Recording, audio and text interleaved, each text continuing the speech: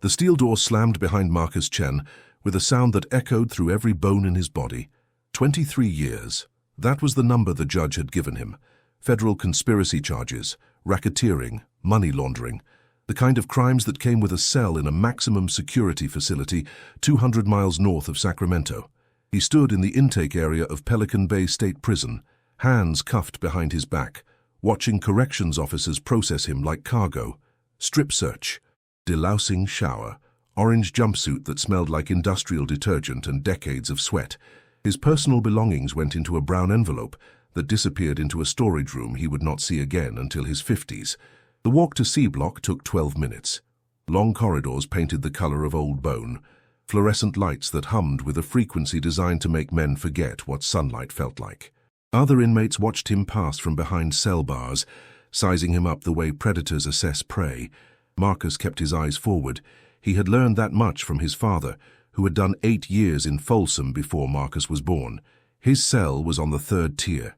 Cell 47. The officer unlocked it and stepped aside. Inside, a man sat on the bottom bunk. He was massive, not tall, but wide, with shoulders that seemed to fill the entire frame of the narrow space. His head was shaved clean, and a tattoo of a scorpion crawled up the left side of his neck. His eyes were the color of dirty ice. The officer removed Marcus's cuffs and left without a word. The door locked. The man on the bunk did not move. He simply stared, letting the silence build until it became its own kind of pressure. Marcus stood near the door. The cell was 8 feet by 10. 2 bunks bolted to the wall. A stainless steel toilet and sink combo. A small desk shelf. Nothing else. The walls were covered in scratches and stains that told stories Marcus did not want to know. Finally, the man spoke. His voice was low, rough, like gravel being dragged across concrete. "I own you now." Marcus did not respond. He had expected something like this. Prison was its own ecosystem. Every ecosystem had rules. Every ecosystem had alpha predators who established dominance early. The man stood. He was even larger, standing up. 6'3", maybe 260 pounds. His arms were covered in ink, prison tattoos, gang symbols Marcus recognized from his years working the streets of Oakland. "You hear me?" "I heard you," Marcus said. "Then get on your knees." Marcus did not move. The man took a step closer. The cell suddenly felt smaller, the air thicker. "You got a problem?" "No problem," Marcus said, "but I am not getting on my knees." The man's jaw tightened. For a moment, Marcus thought he would swing. Instead, he laughed. It was not a pleasant sound. "You think you are tough? You think because you wore a suit on the outside that you are someone in here?" "I do not think anything," Marcus said. "I just know I am not getting on my knees." The man moved fast for someone his size. His hand shot out and grabbed Marcus by the throat, slamming him against the cell door. Marcus felt the metal dig into his spine. The man's breath was hot against his face, smelling like coffee and tobacco.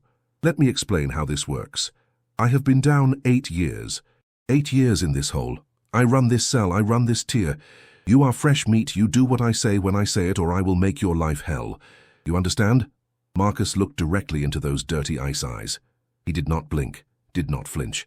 "I understand what you think this is," Marcus said, "but you are wrong." The man squeezed harder. Marcus felt his airway constrict, but he kept his eyes locked on the man's face. "Wrong about what?" "About who I am." The man released him. Marcus coughed, rubbing his throat. The man stepped back, studying him now with something that might have been curiosity. "Who are you, then?" "My name is Marcus Chen." The man waited. When Marcus said nothing else, he laughed again.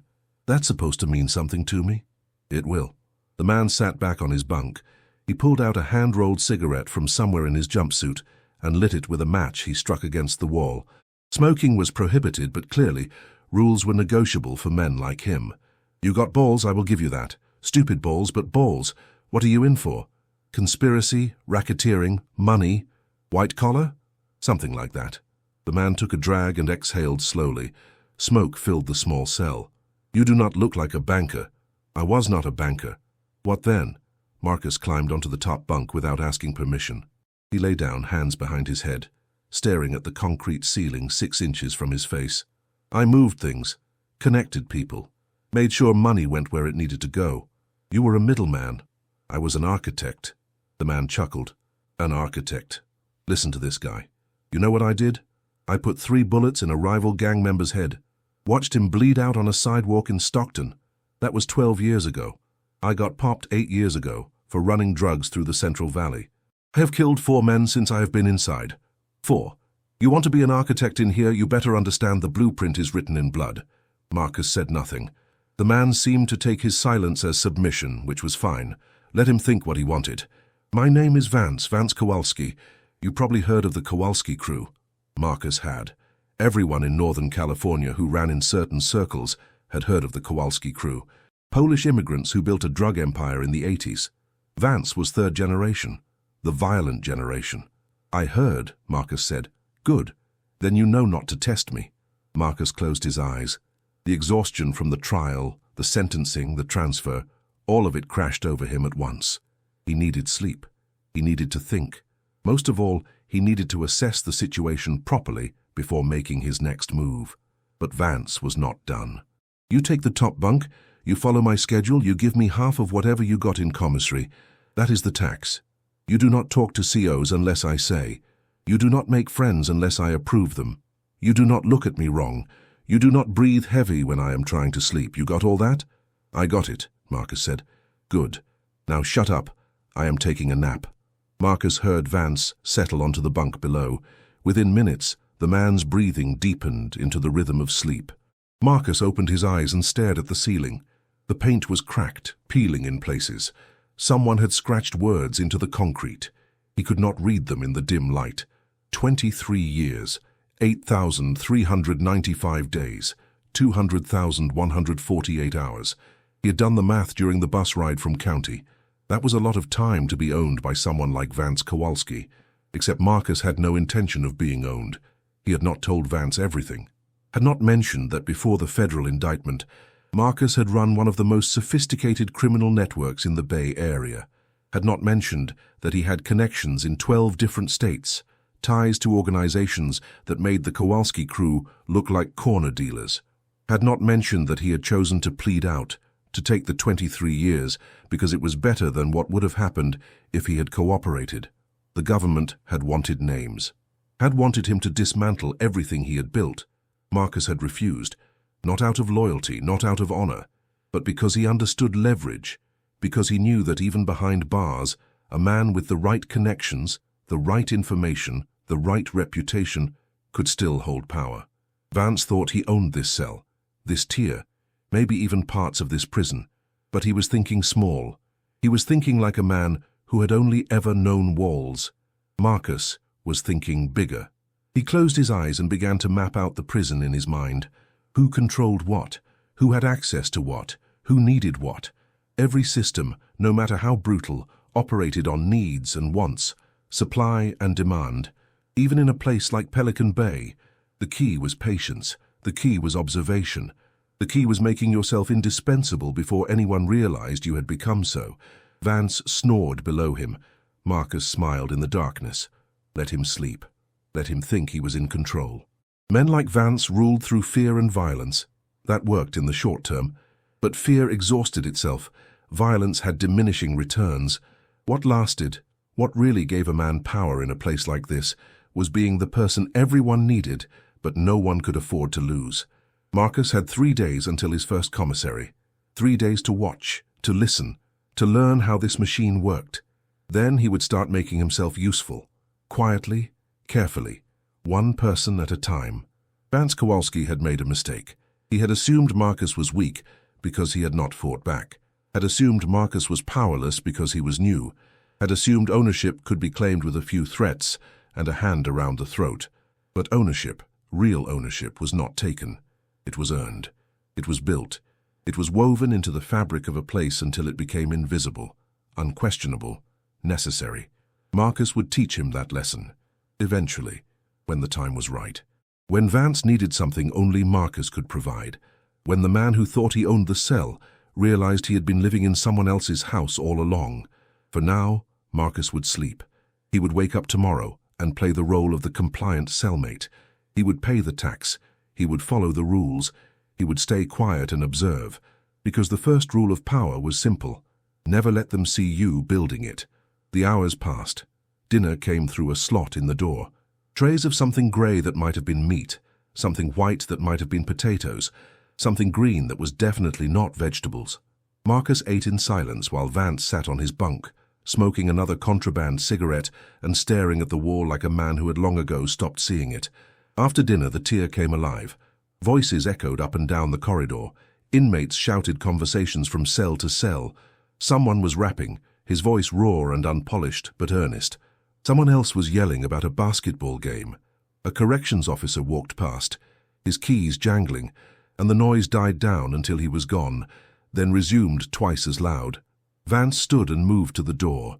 He gripped the bars and looked out, scanning the tier like a warden surveying his domain. Marcus stayed on his bunk, watching. "You see that guy 3 cells down? The black guy with the dreads?" Vance said. Marcus shifted to see. A tall man with long dreadlocks stood at his cell door, talking to someone Marcus could not see. "That is Tremaine Washington. He runs the Crips on this block. 35 soldiers. You stay away from him unless I tell you otherwise." "Why would I talk to him?" "Because you are Chinese. The Asian gangs and the Crips sometimes do business. I am telling you now, you do not do business with anyone without clearing it through me first." "I am not in a gang," Marcus said. Vance turned to look at him. "Everyone in here is in a gang. You just do not know which one yet, but you are in mine now, so it does not matter." Marcus said nothing. Vance turned back to the bars. 2 cells down on the other side is Big Roy, Aryan Brotherhood. You do not even look at that guy. He has people everywhere. Started a race war last year over a card game. 3 men died. COs locked down the whole prison for 2 months. Marcus filed the information away. The social structure was becoming clearer. Racial lines, gang affiliations, power brokers on each tier. It was not so different from the streets, just more concentrated, more volatile. "And you?" Marcus asked. "Where do you fit?" Vance glanced back at him. "I fit wherever I want. I am independent. I work with everyone, answer to no one. That is why I survive. That is why you are lucky you ended up with me and not with some gangbanger who would have made you his girlfriend by now." "Lucky," Marcus repeated. "Damn right. You pull your weight, you do not cause me problems, we will get along fine. But you try anything stupid, you try to undercut me, you even think about disrespecting me, and I will put you in the infirmary, or the morgue, depending on my mood." "Understood." Vance seemed satisfied with that. He returned to his bunk and pulled out a deck of cards. He began playing solitaire on the narrow desk shelf, slapping cards down with sharp, precise movements. Marcus lay back and closed his eyes again. His mind worked through scenarios, variables, possibilities. Vance was a problem, but not an insurmountable one. The key was figuring out what the man wanted beyond dominance. Everyone wanted something beyond the obvious. Money, drugs, protection, status, information. Marcus just needed to figure out which currency Vance valued most. The lights went out at 10. The prison did not go silent. It never went silent. Voices continued in the darkness. Someone was crying 2 tiers up. Someone else was laughing. The sound manic and unhinged. Metal clanged against metal somewhere far away. Vance's breathing settled into the rhythm of sleep again. Marcus stared into the blackness. His eyes adjusted slowly. He could make out the shape of the bars, the outline of the toilet, the faint glow of emergency lighting from the corridor. 23 years. This was day 1. He had 8,394 more to go. He could spend them as Vance Kowalski's property, paying taxes and following orders, and slowly losing whatever dignity he had left. Or he could spend them building something, becoming something, taking control not through violence, but through necessity. He had already made his choice. Tomorrow he would start. Small steps, careful moves. He would find out who needed what. He would make connections. He would offer solutions. He would become the person people turned to when the official channels failed them. Vance owned the cell, for now. But cells were just boxes. The real power in prison was not in controlling a box. It was in controlling the flow of everything that made life in the box bearable. The contraband, the information, the protection, the connections to the outside world. Marcus had spent 15 years on the streets of Oakland, building networks, forging alliances, creating dependencies. He could do it again. The environment was different, but the principles were the same. Identify the need, provide the supply, make yourself irreplaceable. He smiled in the darkness again. Vance Kowalski thought he had claimed a prize. What he had actually done was bring a wolf into his den and mistake it for a lamb. The wolf would wait. The wolf would watch. And when the moment came, the wolf would show everyone who really ran the place. But not yet. Not tonight.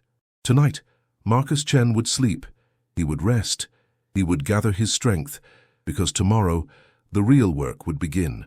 And by the time Vance realized what was happening, it would already be too late. Morning came with a buzzer that sounded like the end of the world.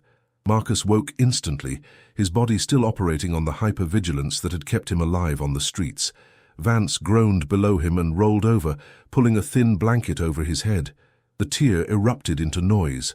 Toilets flushing, men shouting, metal doors opening as the first shift of inmates headed to work assignments or the yard. Marcus sat up, his back already aching from the thin mattress that was little more than compressed foam over steel. Vance finally sat up, scratching his chest and yawning. He looked up at Marcus with bloodshot eyes. "Breakfast is in 20 minutes. You got yard privileges after that. Stay close to me. Do not wander off. Do not talk to anyone I have not introduced you to. Clear? Clear." Vance climbed down and used the toilet without any sense of privacy or shame. Marcus turned his head and stared at the wall. This was going to be the reality. No dignity, no personal space. Every basic human function reduced to a shared experience in an 8x10 box. When Vance finished, he washed his hands in the sink and splashed water on his face. Then he stood at the cell door, gripping the bars, waiting. Marcus climbed down and did his own morning routine as quickly as possible. The toilet was still warm from Vance. He tried not to think about it. The cell door buzzed and slid open. Vance stepped out first, Marcus following. They joined a line of inmates shuffling toward the chow hall. The corridor was packed. Men of every size, every color, every background, all moving in the same direction with the resigned shuffle of cattle. The chow hall was a massive space filled with rows of stainless steel tables bolted to the floor. Guards stood at strategic positions, with their hands near their batons. Marcus grabbed a tray and moved through the line. Scrambled eggs that looked like yellow rubber, 2 pieces of white bread, a small carton of milk, an apple that had seen better days. Vance led him to a table near the back. 3 other men sat there already. They looked up when Vance approached, nodding in acknowledgement. Vance sat down and gestured for Marcus to sit beside him. "This is my new cellie," Vance said. "Marcus." The 3 men studied Marcus with the flat, assessing stares of predators. One was older, maybe 50, with grey hair and a scar that ran from his temple to his jaw. Another was younger, heavily muscled, with gang tattoos covering both arms. The third was thin, wiry, with nervous eyes that never stopped moving. "Marcus, this is Donnie. That is Ruiz and that is Sketch," Vance said, pointing to each in turn. Marcus nodded, said nothing. Donnie, the older one, was the first to speak. "What are you in for?" "Money crimes," Vance answered before Marcus could. "White-collar type. But he has got some spine, did not fold when I tested him yesterday." Ruiz grunted. "Good. Last guy Vance had was a punk. Cried every night. Got himself transferred to protective custody after 2 weeks." Sketch laughed, a high-pitched sound that did not match his appearance. "Remember that? Vance made him sleep on the floor. Dude pissed himself." Vance smiled at the memory. "Yeah, that was weak. But Marcus here, he is different. Aren't you, Marcus?" Marcus met Vance's eyes. "I am just trying to do my time." "Smart answer," Donnie said. He took a bite of his eggs and grimaced. "This food never gets better. 15 years I have been eating this garbage." 15 years? Marcus asked. 15 years. Another 10 to go, armed robbery. Shot a cop during the arrest. Lucky they did not give me life." Marcus ate slowly, listening more than talking. The conversation drifted. Sports, someone's upcoming parole hearing, a fight that happened on B Block. Who was sleeping with whose woman on the outside, the usual prison talk. Marcus absorbed it all, cataloguing names, relationships, conflicts. After breakfast, they filed out to the yard. It was a massive concrete rectangle, surrounded by 30-foot walls topped with razor wire. Guard towers at each corner. A basketball court. Weight benches. Clusters of men grouped by race and affiliation. The morning sun was already brutal, baking the concrete until heat shimmered in the air. Vance walked toward a corner where a dozen white inmates stood in a loose circle. Marcus recognized the dynamic immediately. This was Vance's crew. Independent, but still aligned along racial lines because in prison, Race was the first and most important divider. For the next hour, Marcus stood with the group, saying little, observing everything. Vance held court, talking about plans, strategies, who owed what to whom. Sketch was a runner, Marcus gathered. He moved contraband. Cigarettes mostly, but sometimes other things. Ruiz was muscle. He handled problems that required physical solutions. Donnie was the elder, the advisor, the man who had seen everything and knew how to navigate the system. And Vance was the center, the man who made decisions, the man who others deferred to. But Marcus also noticed the cracks. The way Sketch looked nervous whenever Vance raised his voice. The way Ruiz tensed when another group walked too close. The way Donnie's eyes constantly scanned the yard, looking for threats. This was not strength.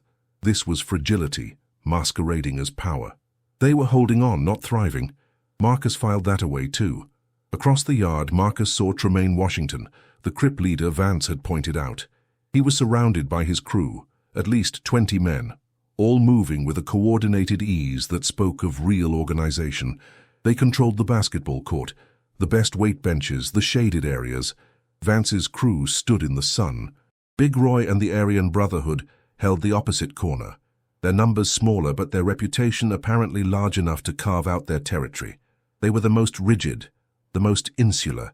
Even from a distance, Marcus could feel the hostility radiating from them. The Asian inmates, maybe 15 total, occupied a space near the fence. They were quieter, more reserved, but Marcus knew better than to mistake that for weakness. In Oakland, he had worked with Triad-affiliated crews. They operated differently. Less flash, more calculation. Marcus was considering whether to approach them when a fight broke out near the basketball court. Two men, both black, both big, squared off over something Marcus could not hear. Within seconds, they were swinging. Guards blew whistles and rushed toward them. Other inmates scattered or pressed forward, depending on their relationship to the combatants. Vance grabbed Marcus's arm. "Stay here. Do not move." The fight was over quickly. The guards tackled both men, zip-tied their wrists and dragged them toward the administrative building. The yard went back to normal as if nothing had happened.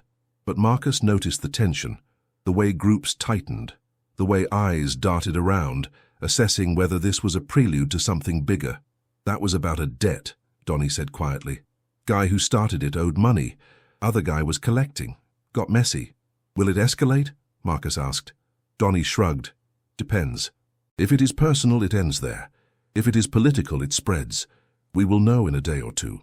Marcus watched Tremaine across the yard. The man had not moved during the fight, had not even turned his head.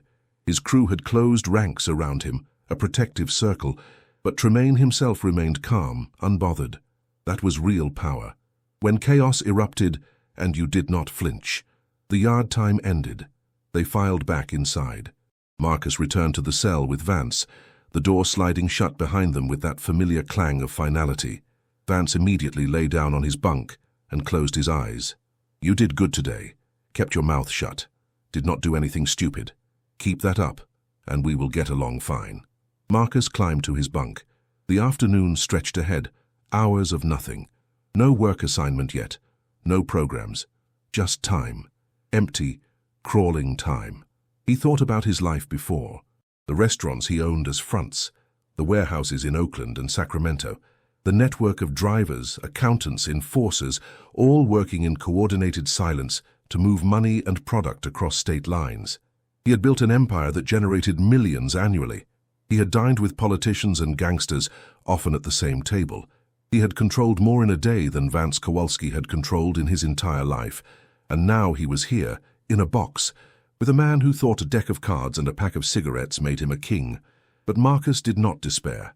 Despair was for men who had no vision. Marcus had vision. He always had. He could see 3 moves ahead, 5 moves ahead, 10 moves ahead. And what he saw now was opportunity. Pelican Bay was not a prison. It was a market. A closed market, yes, with limited supply and captive demand, but a market nonetheless. And markets could be exploited. Markets could be dominated. You just needed to understand what people wanted and how to give it to them better than anyone else. Vance wanted respect. Tremaine wanted control. Big Roy wanted purity. The Asian crews wanted protection. The guards wanted easy shifts. The administration wanted compliance. Everyone wanted something. Marcus just needed to figure out how to become the man who could provide it. He closed his eyes and began planning. Not the big moves, not yet. The small ones, the foundation. In 3 days he would get his first commissary money. He would buy carefully. He would start conversations. He would offer small favors. A candy bar here, a stamp there. Nothing that would attract attention, nothing that would threaten Vance. But enough to start building relationships. Enough to start creating debts, enough to start weaving the web that would eventually cover this entire place. Vance snored below. Marcus smiled. Day 1 was over. Day 2 was about to begin. And every day after that would bring him closer to the moment when Vance Kowalski learned the truth. He did not own Marcus Chen. He never had. He never would. Because ownership was not about who made the threats. It was about who people needed. And soon, everyone in Pelican Bay was going to need Marcus Chen. The second day began exactly like the first. Buzzer, breakfast, yard. The routine was already cementing itself into Marcus's consciousness. Wake, eat, survive, sleep, repeat. For 8,393 more days. But Marcus was not going to survive. He was going to thrive. There was a difference. During yard time, he made his first move. Subtle, calculated. While Vance was distracted talking to Ruiz about something, Marcus walked to the fence line where the Asian inmates congregated. A few of them glanced his way. One, a man in his 40s with graying hair and weathered features, stepped forward. "You are new," the man said. His English carried a slight accent. Vietnamese, Marcus guessed. "First week," Marcus replied. "You are with Kowalski." It was not a question. Word traveled fast in prison. Everyone already knew who Marcus was, where he lived, who he answered to. "For now," Marcus said. The man's eyes narrowed slightly. "For now, I am just trying to do my time. Stay out of trouble. Trouble finds everyone eventually, especially those who room with Kowalski." The man paused, studying Marcus's face. "My name is Nguyen. You need anything, you come find me. We take care of our own." Marcus nodded. "I will remember that." He walked back to Vance's group before anyone could comment on his absence. Vance did not seem to have noticed, or if he had, he did not care. That was good. It meant Marcus had room to maneuver. On the third day, his commissary came through. $40. Not much, but enough to start. He bought carefully. Instant coffee, candy bars, soap, toothpaste. Small items that had value in the prison economy.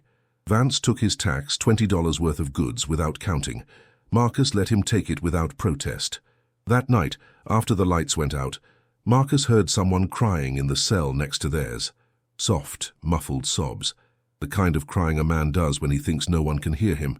It went on for 20 minutes before stopping. The next morning, Marcus saw the man during breakfast.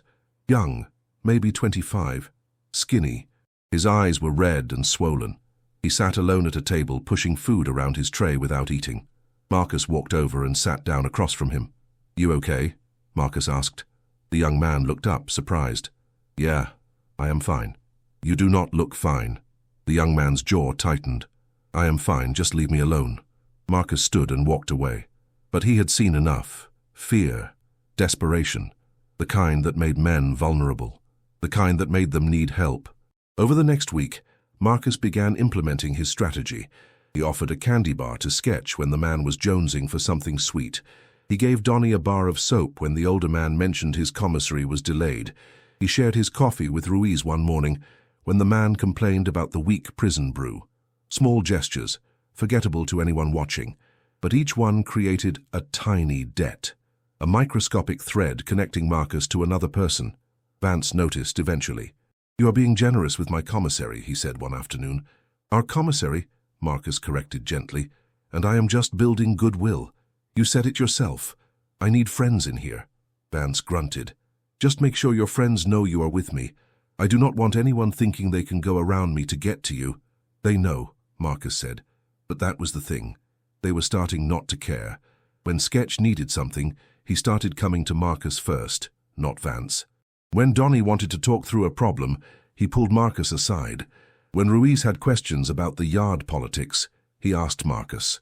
Slowly, imperceptibly, the gravity in cell 47 was shifting.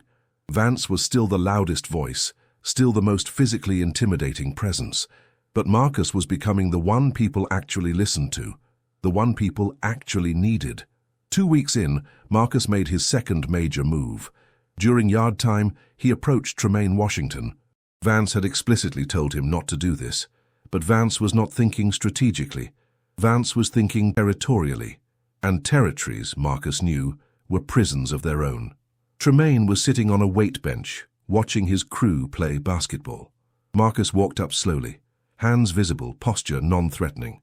2 of Tremaine's soldiers moved to intercept, but Tremaine waved them off. "Marcus Chen," Tremaine said without looking at him. "Vance know you are over here." "No. That is bold. Or stupid. I have not decided which yet." "I am not here to cause problems," Marcus said. "I am here to offer information." Now Tremaine looked at him. His eyes were sharp, intelligent. This was not a man who ruled through violence alone. This was a man who understood systems. Marcus had been right about him. "What kind of information?" "The kind that helps you avoid problems before they start." Tremaine smiled slightly. "You have been here 2 weeks and you think you have information I need. I know that Big Roy is planning to move on your commissary supply line. I know that he has been talking to one of the guards. I know that he is going to make it look like internal theft, so you blame your own people instead of him." Tremaine's smile faded. "How do you know this?" "I listen, I watch, I connect dots. That is what I did on the outside. That is what I do in here." "And why are you telling me this instead of keeping it to yourself, or telling Kowalski?" "Because Kowalski thinks small. He thinks in terms of cells and tiers. You think in terms of blocks and systems. I prefer working with people who think big." Tremaine stood. He was taller than Marcus, broader, more physically imposing in every way. But Marcus did not step back. He held his ground, meeting Tremaine's eyes without challenge, but without submission. "If you are lying to me, if this is some kind of setup, I will have you dealt with, Kowalski or no Kowalski." "I understand. And if you are right, if this information is good, then you and I are going to have a longer conversation about what you want in exchange." "Fair enough." Marcus walked back to Vance's group. This time Vance had noticed. He grabbed Marcus by the arm and pulled him aside. "What the hell was that?" "Business," Marcus said calmly. "Business? You do not do business without clearing it through me first. That was the rule. The rule was, I do not do business with the Crips without clearing it through you. I was not doing business. I was delivering a warning." "About what?" "About Big Roy planning to hit Tremaine's supply line." Vance's expression shifted from anger to confusion to calculation. "How do you know that?" "Because I pay attention. Because I listen when people talk. Because I understand how these things work." Vance released his arm. "If you are wrong, if Tremaine thinks you fed him bad intel, it blows back on me. On all of us. I am not wrong." 3 days later, 2 of Big Roy's crew were caught trying to steal from the commissary warehouse. They had a guard helping them, just like Marcus had said. The whole operation fell apart. Big Roy lost face. Tremaine's operation stayed intact, and Tremaine sent word through Nguyen that he wanted to talk to Marcus again. This time the conversation was longer, more detailed. Marcus explained how he had pieced together the information, how he had overheard fragments of conversation, noticed changes in patrol patterns, seen the subtle signs of men planning something they did not want anyone to know about. Tremaine listened, asked questions, and by the end of it, he nodded slowly. "You have a gift," Tremaine said, "wasted in Kowalski's shadow." "I am not in anyone's shadow," Marcus replied. "I am just patient." "Patient for what?" "For the right opportunity, for the right moment. For the time when I can do what I am good at without someone trying to stop me because they feel threatened." Tremaine studied him for a long moment. Then he extended his hand. Marcus shook it. The handshake lasted exactly 3 seconds, no longer, no shorter, just long enough to signal mutual respect without suggesting subordination. From that day forward, Marcus existed in a strange space between worlds. He still lived in Vance's cell, still paid Vance's tax, still attended Vance's group in the yard, but he also had access to Tremaine, and through Tremaine, access to networks and resources that Vance could never touch. He had Nguyen and the Asian crews as a backup. He had Donnie, Ruiz, and Sketch, who increasingly saw him as more valuable than Vance. Vance felt it. Marcus could see it in the way the man watched him now, with suspicion, with resentment, with the dawning realization that something had shifted, and he could not quite identify what or how. 1 month in, everything came to a head. It happened during evening lockdown. Marcus was on his bunk, reading a book someone had traded him for a pack of instant noodles. Vance was below as usual, playing solitaire. The routine had become almost comfortable, almost predictable. That should have been the first warning sign. Vance spoke without looking up from his cards. "We need to talk." Marcus set the book down. "About what?" "About the fact that you are making moves without telling me. About the fact that half my crew comes to you now instead of me. About the fact that Tremaine Washington knows your name, and I had to hear about it from Sketch. I have not made any moves against you. That is not what I said." Vance finally looked up. His eyes were hard.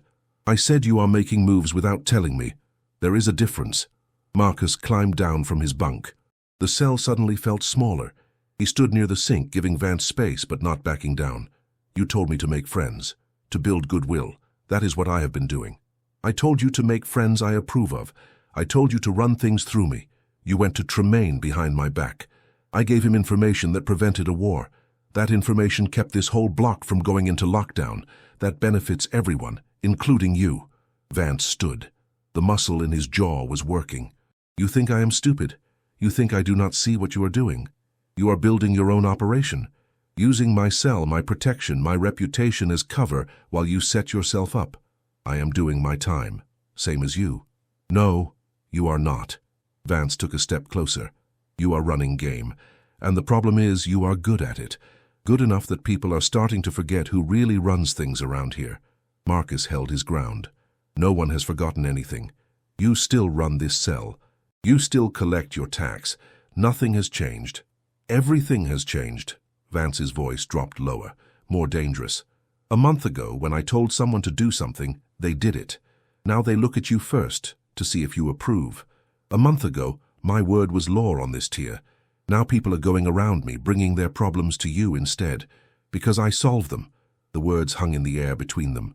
Simple, direct, undeniable. Vance's hand moved so fast Marcus almost did not see it.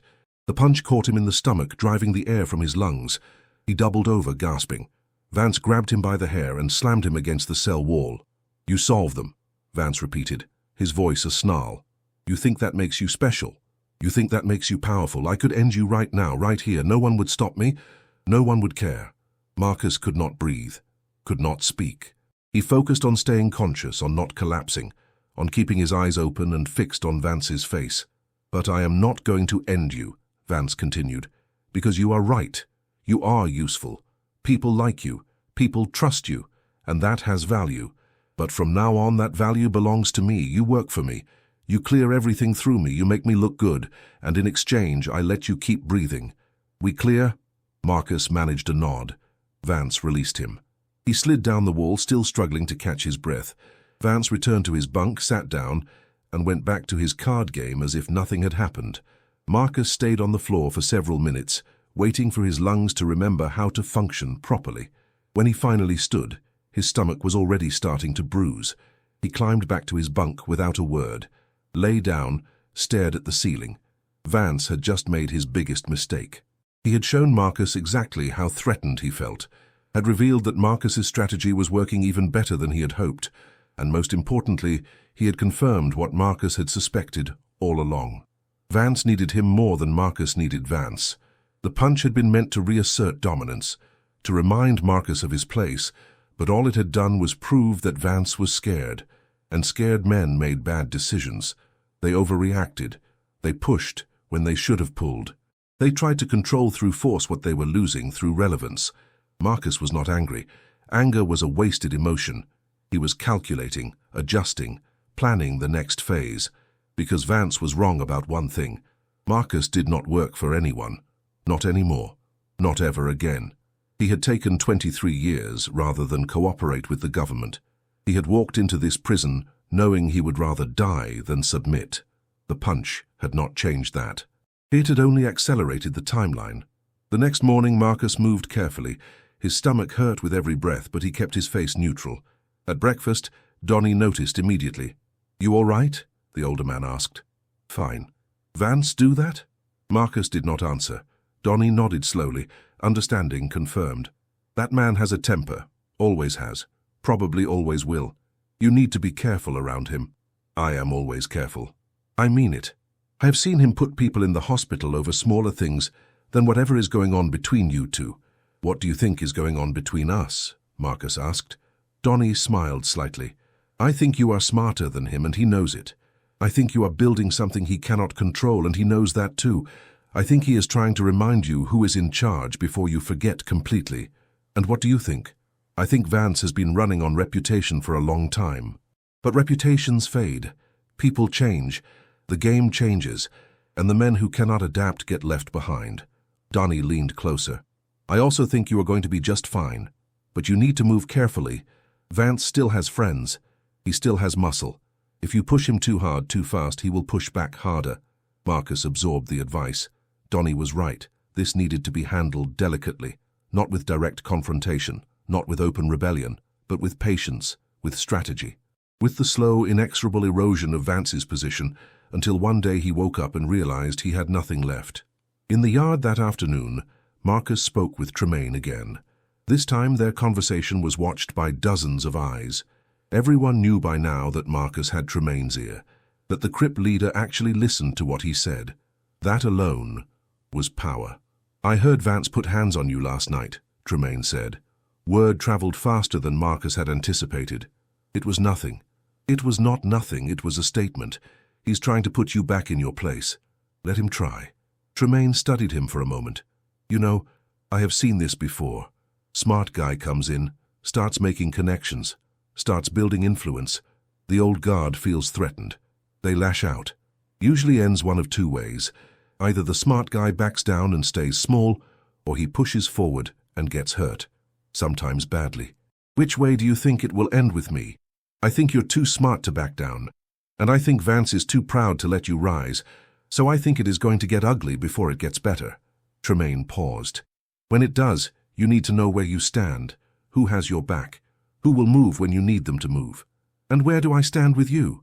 That depends. What are you offering? Information, access, problem solving. The same things I have been offering all along. That is not enough anymore. Vance giving you problems means you're going to need protection. Real protection. That costs more than information. Marcus had anticipated this. What do you want? I want to know everything you know about how money moves in here. Who controls what? Who skims what? Where the weaknesses are in the system. I want to expand my operation. And I need someone who understands how these things work at a level most of these guys never will. And in exchange, Vance does not touch you again. Anyone who works with him knows that putting hands on you means dealing with me. That should be enough to keep you breathing. It was a good deal, better than Marcus had expected, but it also meant formally crossing a line. Up until now, he had been operating in gray areas, helping everyone a little, committing to no one completely. What Tremaine was proposing would make him an official part of the Crip operation, would make him enemies, would make him a target, but it would also make him untouchable, at least by men like Vance. I need 24 hours to think about it, Marcus said. You have 12. After that, the offer expires and you are on your own. Marcus nodded. They parted ways. He spent the rest of the yard time alone, thinking through every angle, every consequence, every potential outcome. By the time they filed back inside, he had made his decision. That night after lockdown, Vance tried to start another confrontation. He began with small provocations, comments about Marcus's food, complaints about how he breathed too loud on the top bunk, accusations that Marcus was using more than his share of the water. Marcus ignored all of it, did not engage, did not respond, just lay on his bunk, reading his book, letting Vance's words bounce off him like rain on stone. Finally, Vance snapped. Are you listening to me? I'm reading. I am talking to you. I heard you. Then answer me. Marcus set his book down and looked over the edge of the bunk. What do you want me to say, Vance? That you are right? That I will stop doing what I am doing? That I will go back to being your property? We both know that is not going to happen. Vance stood. You think Tremaine is going to protect you. You think because you have been whispering in his ear that he gives a damn about what happens to you. I think Tremaine sees value in keeping me alive. I think he understands that I am more useful to him intact than broken. Can you say the same? I can break you and still use you. That is the difference. No, the difference is that Tremaine thinks long-term. He thinks about building something sustainable. You think about tomorrow. About next week. About maintaining what you have instead of growing it. That is why you are stuck in this cell collecting cigarette taxes while he runs half the prison.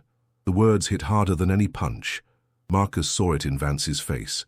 The anger, the humiliation, the recognition that Marcus had just spoken a truth Vance had been avoiding for years. Vance climbed onto the bottom bunk frame and reached for Marcus. But Marcus was ready this time. He rolled away, dropping to the floor on the opposite side. Vance came after him, but the cell was too small for real fighting. They grappled briefly, neither able to get proper leverage. Marcus was not trying to win. He was just trying to avoid getting hurt until the situation resolved itself. It resolved when a guard walked past during rounds. He saw the movement through the cell door window and immediately called for backup. Within seconds, 3 guards were outside the cell, ordering them to separate and get on the floor. The cell door opened. Marcus and Vance were both cuffed and dragged out.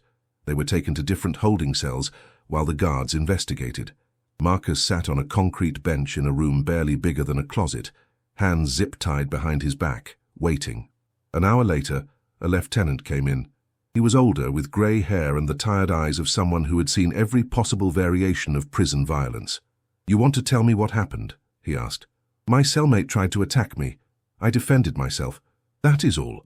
That is all? Your cellmate says you have been undermining him, building your own crew, disrespecting him in his own cell. My cellmate feels threatened because I made some friends. That is his problem, not mine." The lieutenant studied him for a long moment. "You know, I have been doing this job for 23 years. I have seen 1,000 guys like you come through here. Smart guys, connected guys, guys who think they can game the system. Most of them end up dead or broken within a year. The ones who survive learn to stay in their lane. I am in my lane." "No, you are not. You are in everyone's lane. That makes you dangerous. To Kowalski, to the other inmates, to us." He leaned forward. "I am going to move you. Different cell, different tier. You and Kowalski are done, but I am also going to be watching you. And if I see you building another problem, if I see you creating another situation, I will put you in administrative segregation so fast you will forget what other people look like. Clear?" "Clear." Marcus was moved that night to a cell on the 2nd tier. His new cellmate was a middle-aged man named Porter, who barely spoke and spent most of his time reading legal documents. They coexisted in near silence. It was almost peaceful. The next morning, Marcus found Tremaine in the yard. "I accept your offer." "Good. From now on you report to me. You tell me everything you see, everything you hear, everything you figure out, and I make sure no one touches you, including Kowalski." "Understood. One more thing. Kowalski is going to retaliate. Not directly. He is not that stupid. But he is going to try to hurt you some other way. Through your friends. Through your reputation. Through whatever angle he can find. You need to be ready for that." Marcus was ready. He had been ready since the moment he walked into this prison. Men like Vance were predictable. They escalated when they felt disrespected. They attacked when they felt vulnerable. They destroyed when they could not control. But Marcus was not worried about Vance anymore, because Vance had already lost. He just did not know it yet. Over the next 2 weeks, Marcus implemented the next phase of his plan. With Tremaine's protection, he moved more freely, made more connections, expanded his network beyond the racial and gang boundaries that usually defined prison politics. He became the person people came to when they needed something done quietly. A message passed, a debt collected, a problem solved without violence or official intervention. He charged for his services. Not money directly, but favors, information, access, loyalty. He built a web of obligations that stretched across the entire facility. And at the center of that web sat Marcus Chen, pulling strings no one else could see. Vance tried to counter. He spread rumors, told people Marcus was a snitch, claimed Marcus was working with the guards, accused him of skimming from deals. But none of it stuck, because Marcus had been careful, had built genuine relationships, had delivered real value. His reputation was not based on fear or violence. It was based on results, and results spoke louder than rumors. 3 months into his sentence, Marcus was no longer a new inmate trying to survive. He was a power broker, a fixer, the man who made things happen when no one else could. Even the guards began to recognize it. They would pull him aside for quiet conversations. Ask him to calm down situations before they escalated. Use him as an unofficial intermediary between the administration and the inmate population. It was exactly what Marcus had envisioned. Power without position, influence without title, control without confrontation. And then, 4 months in, everything changed again. A new inmate arrived on C Block. His name was Daniel Santos. He was young, maybe 30, with the kind of face that still held traces of the civilian world. He had been a banker, got caught running a securities fraud scheme that cost investors $40 million. The federal government had made an example of him. 15 years in Pelican Bay. Marcus recognized something in Santos immediately. Intelligence, adaptability, the kind of mind that could understand complex systems and exploit them, the kind of mind that, if left unchecked, could challenge Marcus's position. They met in the yard on Santos's 3rd day. Marcus approached directly, no pretense. "You are the new guy. Santos, right?" "That is right. And you are Marcus Chen. I have heard about you." "What have you heard?" "That you are the man to know in here. That you get things done. That you are smart enough to have avoided making real enemies so far." "So far," Marcus repeated. "You make it sound temporary." Santos smiled. "Everything in life is temporary. Power, influence, safety. The trick is extending your temporary period as long as possible." Marcus liked him immediately, which made him dangerous, because people you liked were people who could hurt you most effectively. "What are you looking for in here?" Marcus asked. "Same thing you are. To survive. To maintain some dignity. To get through this without losing myself completely. And what are you offering?" "Offering? Everyone wants something. Everyone offers something in exchange. That is how this place works. So, what do you offer?" Santos considered the question. "I offer expertise. I understand financial systems, money laundering, wire transfers, shell corporations, cryptocurrencies, all the things that make modern criminal enterprises work. I assume that kind of knowledge has value in here." It did. More value than Santos probably realized. Because while drugs and violence were the visible economy of prison, money was still the foundation. Money from the outside. Money moved through channels that had to stay hidden from law enforcement. Money that required sophisticated understanding to move safely. Marcus had been planning to expand his operation beyond the walls, to leverage his inside position to coordinate with outside partners, to turn his prison influence into real-world profits. But he needed someone who understood the technical side, someone who could structure deals that would not immediately trigger federal investigations. Someone exactly like Daniel Santos. "You are right," Marcus said. "That knowledge has value. But before we talk about what that value is, I need to know something. Why did you come to me? You have been here 3 days. You could have gone to any number of people. Why me?" "Because everyone else in here is playing checkers. You are playing chess. I prefer chess." Marcus extended his hand. Santos shook it. In that moment, Marcus knew 2 things with absolute certainty. First, that Daniel Santos was going to be one of his most valuable assets. And second, that Daniel Santos was going to be one of his biggest threats. But that was fine. Marcus had spent his entire life managing threats, turning them into opportunities, converting enemies into allies. This would be no different. Over the following weeks, Marcus and Santos developed a partnership. Santos provided the technical knowledge. Marcus provided the connections. Together they began building something unprecedented in Pelican Bay, a criminal organization that operated both inside and outside the prison. That moved money, not drugs. That used information, not violence. That built power through necessity rather than fear. Tremaine was skeptical at first.